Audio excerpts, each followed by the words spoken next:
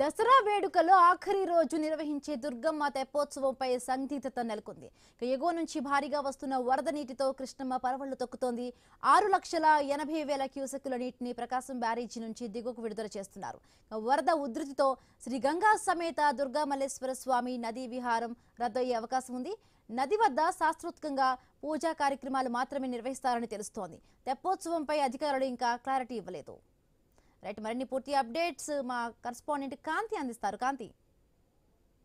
బిందు, ఏదైతే దసరా ఉత్సవాలలో ఆఖరి ఘట్టమైనటువంటి తెప్పోత్సవ కార్యక్రమానికి ప్రస్తుతం అధికారులలో సందిగ్ధత కొనసాగుతుంది. ఇరిగేషన్ అధికారులు పర్మిషన్ ఇస్తేనే గాని తెప్పోత్సవ కార్యక్రమం అంటే నది విహారం చేయడానికి అనుమతి ఇవ్వాల్సి ఉంటుంది. అయితే ఎగువ నుంచి భారీగా వస్తున్నటువంటి వరద నీరు దాదాపుగా ఈ 7 లక్షల క్యూసెక్కుల నీరు ఎగువ నుంచి ప్రకాశం బ్యారేజ్ కి వస్తోంది. కృష్ణమ్మ పరవళ్లు తొక్కుతూ ఉన్న నేపథ్యంలో తెప్పోత్సవ కార్యక్రమంలో 3 సార్లు హంస వాహనం పైన అమ్మవారు స్వామివారు ఇద్దరిని కూడా నదీ విహారానికి తిప్పాల్సి ఉంటుంది. ఈ నేపథ్యంలో ఎక్కువగా నీరు ఉధృతంగా ఉన్న సమయంలో తెప్పోత్సవం చేయడానికి ఇబ్బందికర పరిస్థితులు ఉంటాయి కాబట్టి శాస్త్రోక్తంగా జరగాల్సినటువంటి పూజలను అమ్మవారిని ఉత్సవ విగ్రహాలను తీసుకొచ్చి హంసవాహనంపై పెట్టి చేసి కార్యక్రమాన్ని చేసి ఈ తెప్పోత్సవాన్ని ముగించే అవకాశం ఎక్కువగా కనిపిస్తా ఉంది.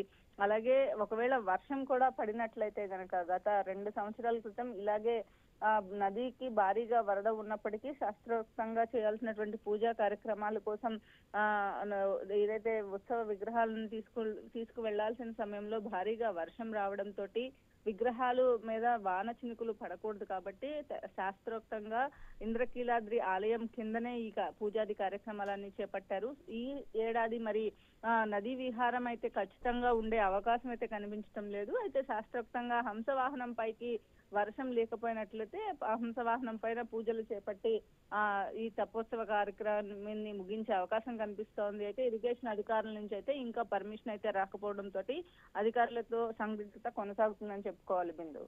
Right, thank you Kanthi, thanks for the updates.